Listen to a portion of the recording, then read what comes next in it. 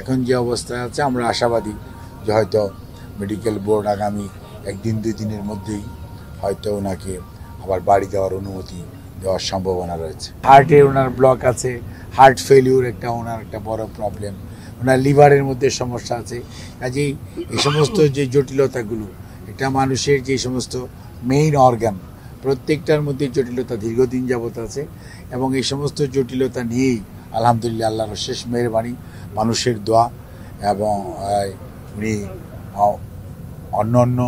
অনেক মানুষ এসছে আলহামদুলিল্লাহ। এত অসুস্থতার মাঝেও উনি অনেক সুস্থ আছেন। এই সমস্ত রোগের যে ন্যাচারাল কোর্স অফ ট্রিটমেন্ট যা হওয়া উচিত সেরকম না হওয়ার কারণেই ওনার মাঝে মাঝেই ওনাকে আপনারা দেখছেন যে আমরা লন্ডনেও চিকিৎসার জন্য যখন উনি গিয়েছিলেন ওখান থেকে মোটামুটি উনি বেশ সুস্থ হয়ে উনি দেশে ফেরত আসার পরবর্তীতে উনি আবারও অসুস্থ বোধ করেন। ওনার পরীক্ষা নিরীক্ষার জন্য এখানে আনা হয় এবং ওনার এই চিকিৎসা কার্যক্রমে আজকেও আমাদের ভারপ্রাপ্ত চেয়ারম্যান জনাব তারেক রহমান, ওনার সহধর্মিণী ডক্টর জুবাইদা রহমান বা আমাদের আরাফাত রহমান কোকর যে মিসেস শামেলা রহমান এবং আমাদের ওনার যে ছোট ভাই স্বামী ইস্কান্দার, ওনার নিকট আত্মীয়রাও সার্বক্ষণিকভাবে এবং আমাদের দলের ভারপ্রাপ্ত চেয়ারম্যান সার্বক্ষণিকভাবেই ওনার চিকিৎসার ব্যাপারে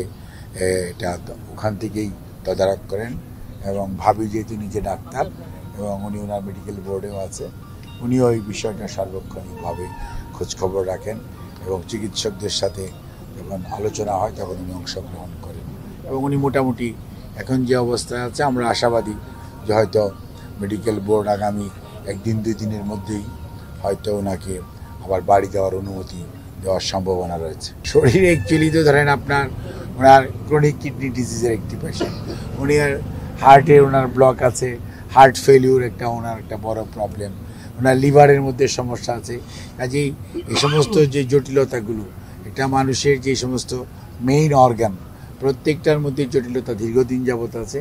এবং এই সমস্ত জটিলতা নিয়েই আলহামদুলিল্লাহ আল্লাহর শেষ মেহেরবানি, মানুষের দোয়া এবং উনি অন্য